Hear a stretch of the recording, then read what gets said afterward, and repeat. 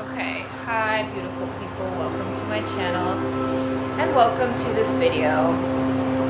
So today I actually want to clarify my last reading, which I posted yesterday, and I misunderstood the message. Hi, I'm a new tarot reader. I get divine messages which are easier for me to channel because I'm pretty sure I'm clairaudient. Yeah, I'm sure I'm clairaudient. But I'm like newly coming into my gifts, so at times it can be like, you know, you're still going back and forth with the whole really trusting your gut and your intuition. She's bae, she's always guiding you, okay? With all the signs, all the synchronicities, all the messages that you get.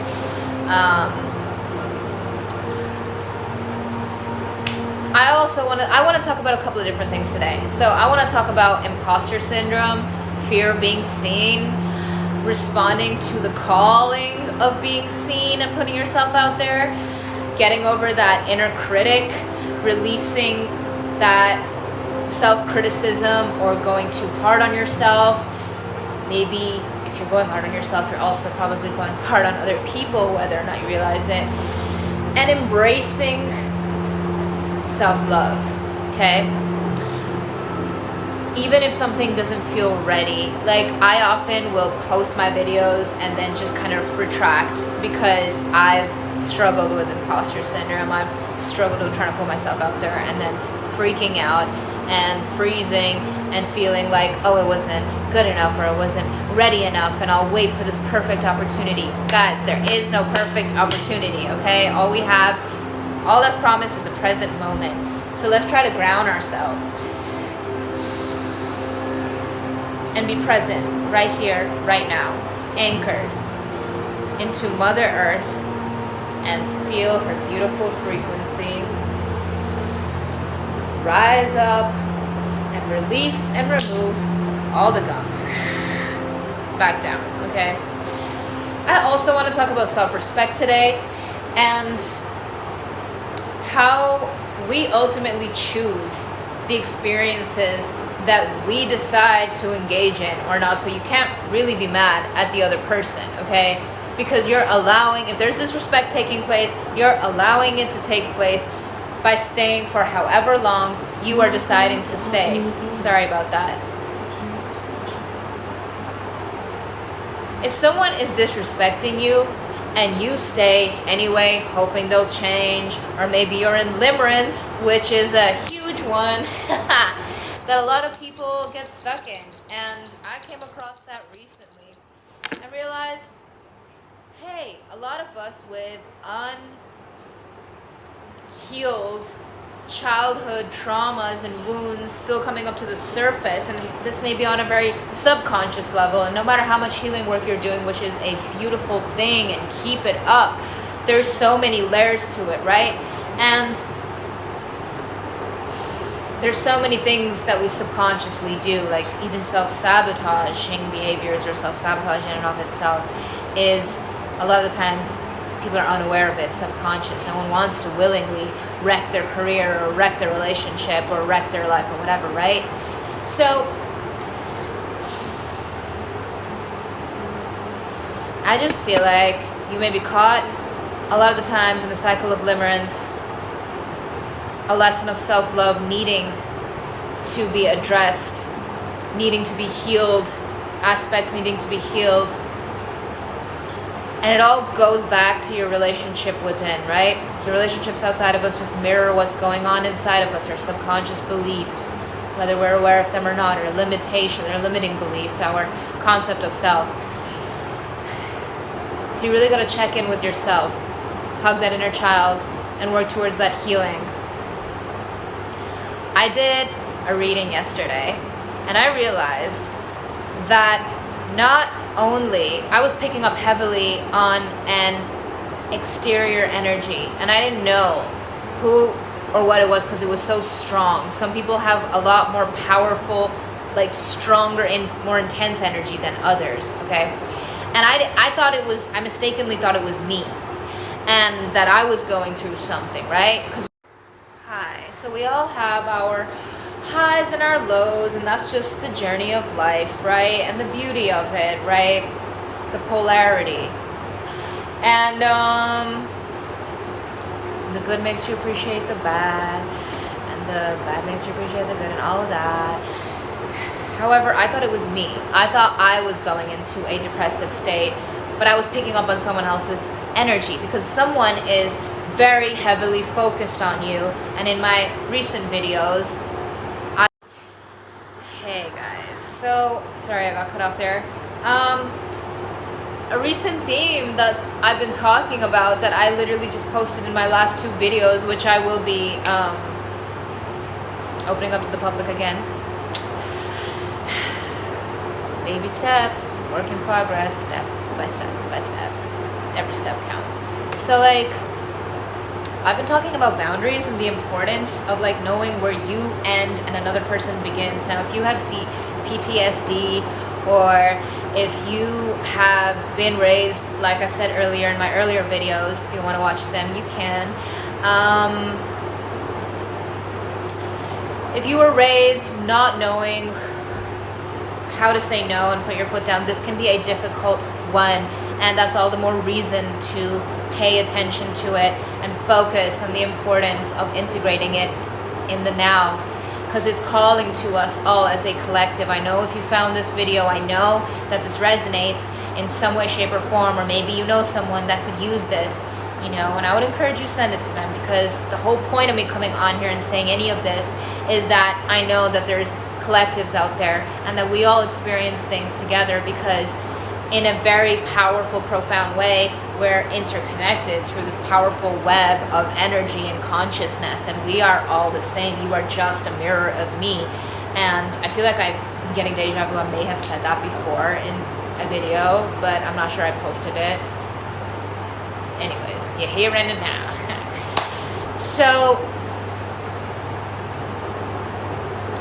another thing that's been coming up a lot lately is just learning from the past and not clinging on to those versions of self that we've outgrown, or timelines that have expired, and versions of ourselves that have expired and transpired. And I don't even know where that came from or if it fits here, but like, I'm not gonna lie, I'm a little triggered right now, and I felt called to make this message just because I was finally focusing on me, okay, and my YouTube page and my YouTube channel, and trying to do what's best for me and what I feel called to do. So for the first time, I was thinking about myself, okay? And yesterday, the energy that I was picking up on was not my own. So what I really want to clarify in all of this is that what that message meant, and however disgruntled and incoherent this is as a result of me this is not my energy, but again, I'm learning to just accept everything and release resistance and go with the flow of things, because everything's trying to teach us something instead of being so in my head about it, so hyper vigilant and stuff. So I release control. I release the illusion of control. And I just go with the energy, however anxiety inducing it may be, which is a huge red flag, by the way. And I keep losing my train of thought, and my ADHD is kicking in. Guys, don't go back to what broke you. I mean, there were significant lessons, and you learned them, and you integrated them. What are you going back for now? Why unblock someone that you know you've been through multiple cycles with, and they've shown you who you are? At this point, it feels like a disservice to yourself, okay? It feels like an active act of self-hate. And maybe that's something to be looked at and healed and held, you know? Because maybe there's that broken child in us, those broken parts still screaming and echoing for that love. And maybe we look outside of ourselves for it, but really it's deep down inside of us, still waiting for us, still calling out to us. Going back to some person, some place that broke you, that did nothing but show you how to love yourself, and when you finally learn to do so, they show up, because They always do. Of course they do. Why not, right? It's like almost like a test, like a cyclical, sick test. And when they finally do show up again, why? Why even consider going back? I need you all to understand this. I came across an incredibly powerful quote the other day, and it felt important. And I see why now, as we always do in due time.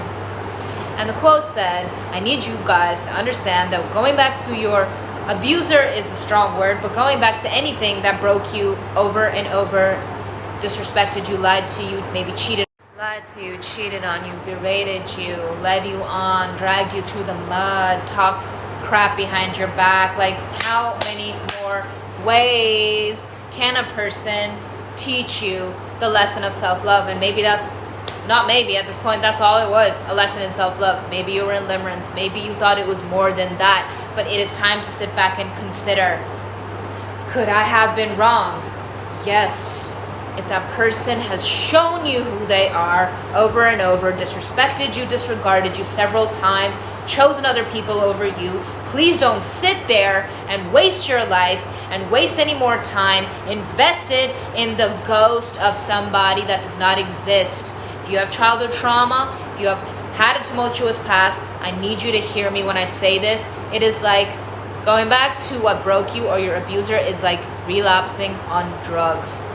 Because it is an addiction. Love, limerence, all of these things, they're like addictions. They work like addictions. They hijack your brain, the like your nervous system, the dopamine effect, all of it. And it's like pleasure, reward, and you're seeking it, okay? You're seeking it out, and you're not able to think clearly or logically until you get that help you need, until you surround yourself with better, until you do the inner work and heal, really, to release and grow. I've been saying it so much lately. Feel it. Don't run from the emotions. Don't run from the pain.